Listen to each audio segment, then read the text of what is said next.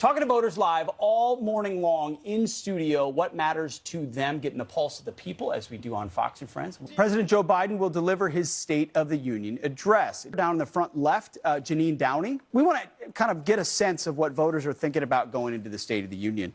And so, Jeanine, let me start with you. As a Democrat, Joe Biden's now going to be taking the podium, talking about the state of the country. You saw those poll numbers. How are you feeling right now?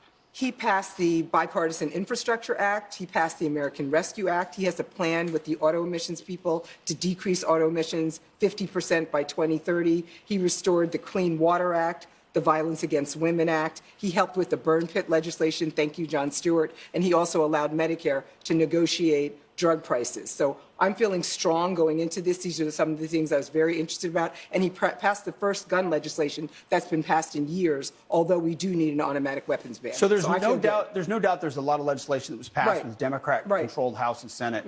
I feel good. What about those numbers that you see, though, voters generally feeling dissatisfied, that whether it's crime or inflation, the border, what's happening overseas, there's still a sense of anxiety in the country. There's still a sense of anxiety, specifically with Ukraine and Russia. I feel like there's too much fighting going on there. Obviously, I'd love to bring both Ukraine and Russia to the table to negotiate, and I'd like Biden to help to do that. But yes, there are some things that we're upset about.